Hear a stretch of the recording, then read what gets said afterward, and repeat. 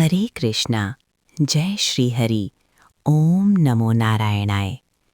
आप सभी श्रद्धालु भाइयों बहनों को माघ मास की शुक्ल पक्ष की पावन जया एकादशी की हार्दिक मंगलमय शुभकामनाएं। ये दिव्य तिथि भगवान विष्णु की असीम करुणा का प्रतीक है।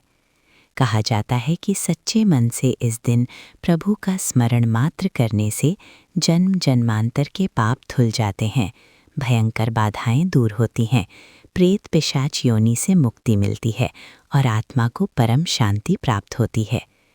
जिनके जीवन में अभाव छाया है उन्हें मार्ग दिखाई देता है, जिनके मन में पीड़ा है उन्हें सुकून मिलता है और जिनकी आंखों में अधूरे सपने हैं उन पर प्रभु की कृपा अमृत की वर्षा बनकर बरसती है।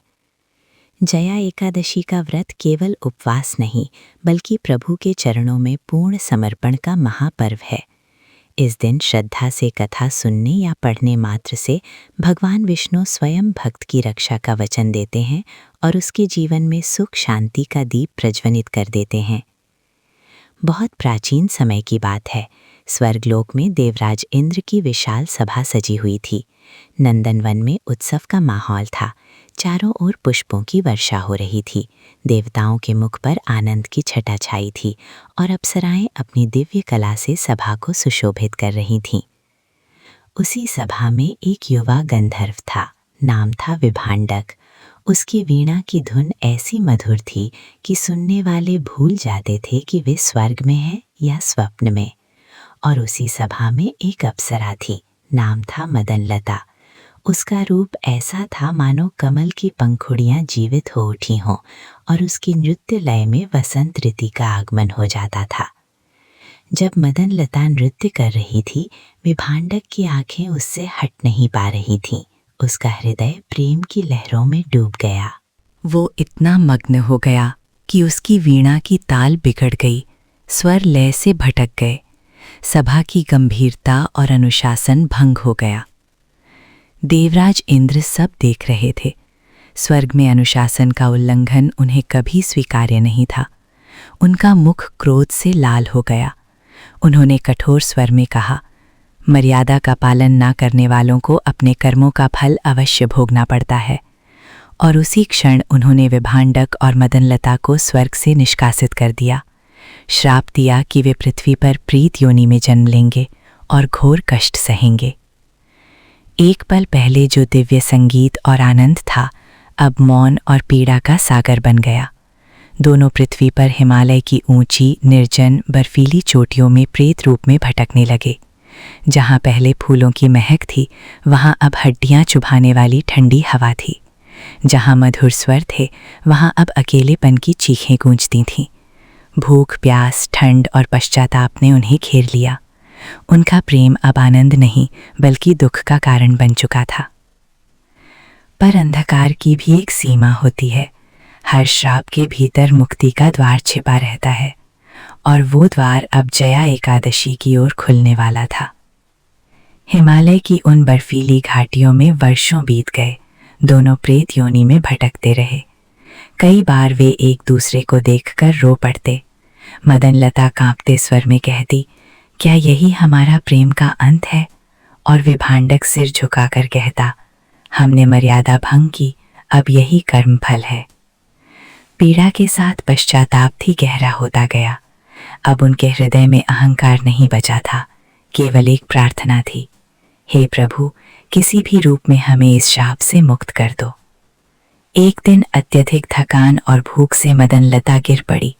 विभांडक उसे संभालते हुए बोला, अब हम और नहीं सह सकते, कोई उपाय तो होगा।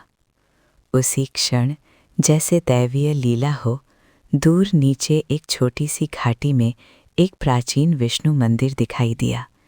बर्फ के बीच जलता हुआ एकाकी दीपक, उसके पास तुलसी का वृक्ष और मंदिर में भगवान विष्णु की शांत करुणामयी मूर्ति। ये दृश्य उनके लिए स्वप्न से कम नहीं था। कांपते कदमों से वे मंदिर की ओर बढ़े। पहुंचते ही उन्हें दिव्य सुगंध मिली। घंटी हवा में हल्के हल्के बज रही थी। विभांडक के मुख से अनायास निकला, नारायण, हे नारायण। उसे पता नहीं था कि ये शब्द कैसे निकला, लेकिन जैसे ही नाम लिया दोनों के भीतर अद्भुत शांति उतर आई। वर्षों बाद पहली बार उनका मन सुकून से भरा। वे मंदिर के समीप बैठ गए। न भोजन था न जल, लेकिन बैठते ही भूख प्यास का प्रभाव कम होने लगा। रात गहराने लगी। वे अनजाने में ही प्रभु की मूर्ति के सामने जागरण करने लगे। कभी मूर्ति को निहारते, कभी दीपक की लौ को। नींद आती लेकिन भय से जागते रहे। उन्हें पता नहीं था कि आज माघ मास शुक्ल पक्ष की जया एकादशी है। रात्रि अंतिम पहर में पहुंची। हिमालय में हल्का उजाला फैलने लगा। अचानक मंदिर का आकाश दिव्य ज्योति से भर गया। चारों ओर पुष्प वर्षा होने लगी। शंखनाद गूंजा। तेज प्रकाश के मध्य भगवान विष्णु स्वयं प्रकट हुए। पीतांबरधारी, शंख चक्र गदा पद्म धारण किए, करुणामयी दृष्टि से देखते हुए। दोनों कांपकर प्रणाम में गिर पड़े। अश्रु बहने लगे। प्रभु ने मधुर स्वर में कहा, उठो, भय मत करो। तुमने इस पावन जया एकादशी की रात्रि में मेरा नाम लिया, मेरे सामने समय बिताया। तुम व्रत के नियम नहीं जानते थे, फिर भी तुम्हारा अनजाना स्मरण संपूर्ण व्रत से अधिक प्रिय है। विभांडक ने कांपते स्वर में कहा, हे प्रभु, हमने मर्यादा भंग की, श्राप पाया। अब केवल आपकी शरण है। मदन लता रोते हुए बोली, हे करुणा सागर, हमने स्वर्ग का सुख देखा, अब प्रेत पीड़ा भी, अब आप ही सहारा हैं। भगवान विष्णु की आंखों में करुणा और गहरी हो गई। उन्होंने कहा, तुम्हारा पश्चाताप सच्चा है। ये जया एकादशी प्रेत पिशाच योनि से मुक्ति देने वाली है। आज से तुम मुक्त हो। प्रभु ने शंख से दिव्य जल छिड़का। दोनों के प्रेत रूप बदल गए। वे फिर से दिव्य गंधर्व और अप्सरा बन गए, पहले से अधिक तेजस्वी। प्रभु ने कहा, अब स्वर्ग लौट जाओ और स्मरण रखना, जो भी श्रद्धा से जया एकादशी का व्रत करेगा वो पापों, बाधाओं और भयंकर योनियों से मुक्त होगा। प्रभु अंतर्धान हो गए। सूर्योदय हुआ। घाटी अब आनंद की भूमि बन चुकी थी। दोनों ने मंदिर को प्रणाम किया और स्वर्ग की ओर प्रस्थान किया। स्वर्ग में इंद्रदेव पश्चाताप से भरकर प्रतीक्षा कर रहे थे। जब दोनों लौटे, इंद्र ने स्वागत किया। उन्होंने कहा, मैंने क्रोध में श्राप दिया, लेकिन करुणा भी आवश्यक थी।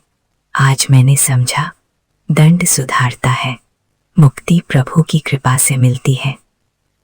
नारद मुनि ने ये सब देखा और वीणा बजाते हुए कहा, जया एकादशी की महिमा अब संपूर्ण लोकों में फैलेगी। कथा अब पृथ्वी लोक में पहुंची। नारद मुनि ने गांव-गांव जाकर कथा सुनाई। एक नगर में एक गरीब किसान दंपति रहते थे। पति रामदास, पत्नी सीता। उनके पास सब कुछ था, लेकिन संतान का सुख नहीं। वर्षों दवा उपचार, मंदिर तीर्थ, लेकिन गोद सूनी ही रही।